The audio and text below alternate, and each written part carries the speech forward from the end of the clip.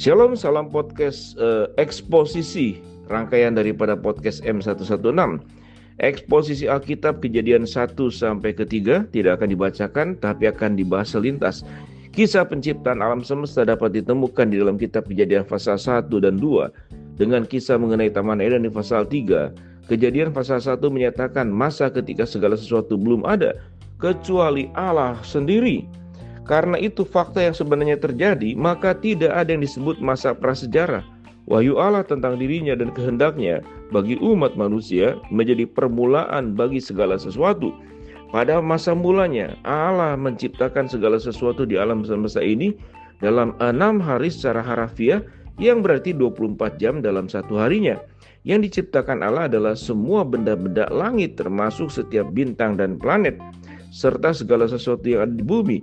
Meskipun sifat Tritunggal Allah tidak dinyatakan secara eksplisit dalam Kejadian, kitab Kejadian Allah benar-benar menyatakan kata kita untuk keilahiannya. Kejadian 1 ayat 26. Roh Kudus berperan aktif dalam penciptaan. Kejadian 1 ayat 2, seperti juga Kristus dalam Yohanes 1 ayat 1 sampai 3, Kolose 1 ayat 15 sampai 17. Selama 6 hari pada masa penciptaan itu Allah menciptakan alam semesta dan bumi. Hari pertama, langit dan atmosfer. Hari kedua, tanah kering dan semua tumbuhan. Hari ketiga, bintang-bintang dan benda langit termasuk matahari dan bulan. Hari keempat, burung dan makhluk air. Hari kelima, seluruh binatang serta manusia. Hari keenam, manusia menjadi ciptaan yang teristimewa di antara ciptaan lainnya karena manusia menampilkan gambar dan rupa Allah.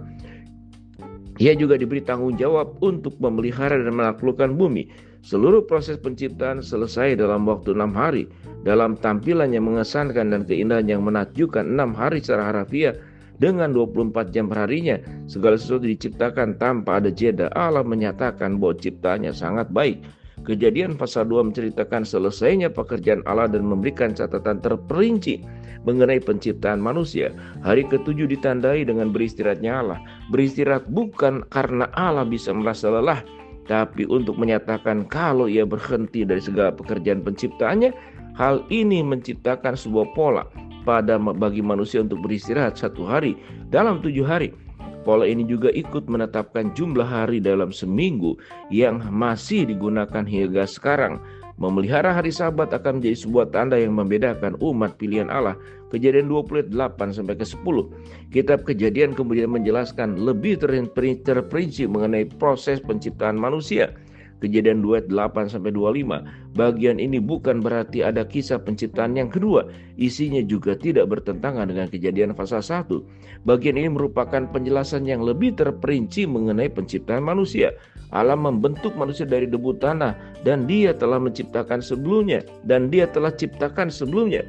Setelah membentuk manusia, Allah menghembuskan nafas hidup ke dalam hidungnya. Fakta bahwa Allah memilih untuk membentuk manusia melalui cara ini menunjukkan betapa besar perhatiannya terhadap proses ini. Allah kemudian menempatkan manusia pertama Adam di tempat istimewa Taman Eden. Taman Eden begitu indah dan berkelimpahan. Adam memiliki hampir semua yang dia butuhkan, termasuk makanan dan pekerjaan produktif. Namun Allah belum selesai dengan penciptaan manusia. Allah membantu Adam untuk memahami kebutuhannya untuk memiliki pasangan dan meminta Adam menamai semua makhluk hidup lainnya. Adam menjadi paham kalau ia juga membutuhkan pasangan. Allah kemudian membuat Adam tidur nyenyak, membentuk Hawa hanya dengan begitu penuh perhatian. Seperti saat ia membentuk Adam, Hawa dibuat dari tulang rusuk Adam. Ketika Adam melihat, ia tahu kalau Hawa ini istimewa. Hawa adalah pasangan pelengkap dan darah daging dari dagingnya. Allah menciptakan Adam Hawa menurut gambarnya. Kejadian 1 ayat 27. Bagian ini menyatakan keluarga sebagai unit dasar dari masyarakat. Kejadian 224, Matius 19 ayat 5 dan 6. Sebagai lembaga yang ditetapkan Allah, pernikahan hanya boleh terjadi saat antara seorang lelaki dan seorang perempuan. Adam dan Hawa diciptakan dalam keadaan telanjang. Kejadian 2 ayat 25 dan tidak melakukan dosa. Mereka menikmati persekutuan dengan Allah di Taman Eden. Allah memberi mereka berdua perintah yang sederhana. Adam dan Hawa dilarang makan dari satu pohon, hanya dari satu pohon saja dari seluruh isi kitab di Taman Eden. Kejadian 2 ayat 17.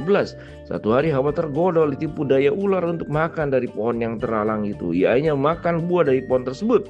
Adam juga kemudian ikut makan dari pohon yang terlarang itu. Adam dan Hawa berdosa terhadap Allah dan kehilangan kemurnian mereka. Kejadian 2 ayat 8-12.